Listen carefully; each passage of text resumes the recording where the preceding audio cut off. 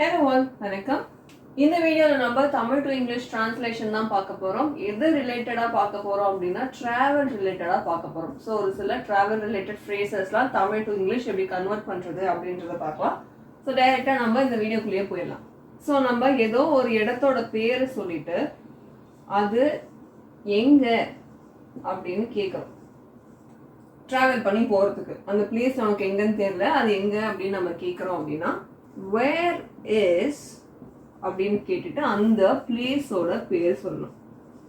So where is அப்படின்னா எங்க அப்படின்னா வேர். ஸோ நம்ம எஸ்ஏ அப்படி யூஸ் பண்ணியிருக்கோம்னா ப்ரெசென்ட் டென்ஸ் தான் நம்ம கேட்குறோம். ப்ரெசென்ட்டா இப்போ நம்ம யாரையோ போய் கேட்குறோம். ஸோ ப்ரெசென்ட்டா நம்ம யாரையோ பார்த்து இது எங்க, இந்த இடம் எங்க அப்படின்னு நம்ம கேட்குறோம்னா ப்ரெசென்ட் டென்ஸ்ல கேட்கறதுக்கு வேர் இஸ் அப்படின்னு சொல்லி அந்த பிளேஸோட பேரை சொல்லணும். ஸோ நம்ம பிளேஸை மட்டும் தான் எங்கே அப்படின்னு நம்ம கேட்கணுமா அப்படின்னு கிடையாது, லொக்கேஷனையும் நம்ம கேட்கலாம். ஸோ வேர் இஸ் அப்படின்னு சொல்லி நீங்கள் அந்த லொக்கேஷனுக்கு போயிட்டீங்க, பட் அங்கே பிளேஸ் எங்கே அப்படின்னு தெரியல அப்படின்னாலும் சரி, அந்த லொக்கேஷனுக்கு எப்படி போகணும்னு தெரியல, அந்த லொக்கேஷன் எங்கே இருக்குது அப்படின்னு கேட்கறதுக்கு அப்பயும் நம்ம வேர் இஸ் அப்படின்னு சொல்லி அந்த லொக்கேஷனோட பேரும் நம்ம சொல்லலாம். ஸோ இது வந்து ஃபஸ்ட்டு. அடுத்தது, ஸோ நம்ம இடத்துக்கு பதிலாக இப்போ ஃபார் எக்ஸாம்பிள் ரயில் நிலையம் எங்கே அப்படின்னு கேட்குறோம். ரயில்வே ஸ்டேஷன் போகணும், ரயில்வே ஸ்டேஷன் எங்கே இருக்குன்னு தெரியல, இந்த ரயில் நிலையம் எங்கே அப்படின்னு கேட்கறதுக்கு where is the railway station அப்படின்னு கேட்கணும். So where is the railway station. So நம்ம முன்னாடி சொன்ன மாதிரி பிளேஸ் போட்டுட்டு அது எங்கே அப்படின்னு கேட்டோம். ஸோ வேர் இஸ்ன்னு சொல்லி அந்த பிளேஸோட பேர் போட்டோம். இப்போ அந்த பிளேஸே சொல்லிட்டோம், ரயில்வே ஸ்டேஷன் எங்கன்னு நமக்கு தெரியல. ஸோ ரயில்வே ஸ்டேஷன் எங்கன்னு கேட்கறதுக்கு நம்ம where is the railway station அப்படின்னு சொல்றோம். அடுத்து இப்போ நம்ம வந்து ஒரு ஏர்போர்ட்ல இருக்கோம். ஏர்போர்ட்ல வந்து செக்இன் பண்றதுக்கான கவுண்டர் எங்க இருக்குன்னு நமக்கு தெரியல. So check in counter. So இதுவும் அந்த செக்இன் கவுண்டர் எங்க அப்படின்னு நம்ம கேட்கறதுக்கு where is the check in counter. So check in counter எங்கன்னு நம்ம கேட்குறோம். ஸோ அதுக்கு நம்ம where is the check in counter அப்படின்னு கேட்கணும். அடுத்தது எனக்கு முன்பதிவு உள்ளது. ஸோ எனக்கு முன்பதிவு உள்ளது அப்படின்றத, எனக்கு அப்படின்னா ஐ, இருக்கு அப்படின்னா ஹேவ். என்ன இருக்கு? முன்பதிவு. முன்பதிவுனா ரிசர்வேஷன்.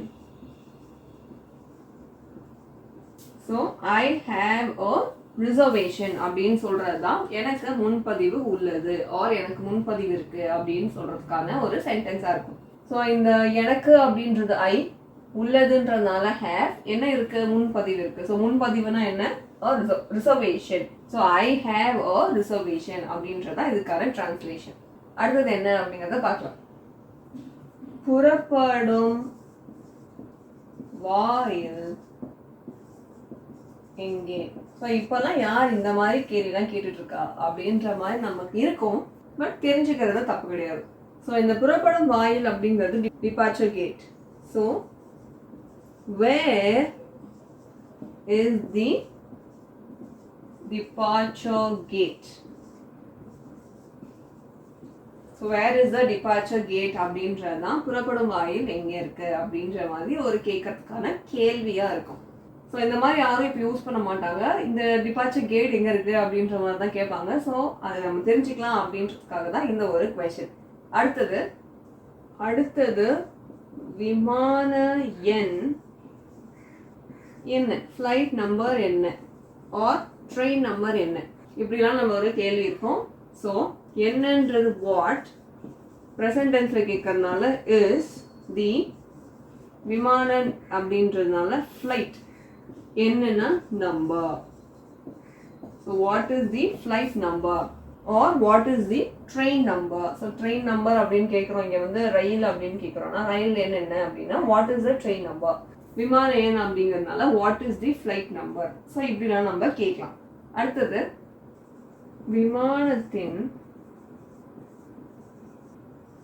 பயண நேரம் எவ்வளவு?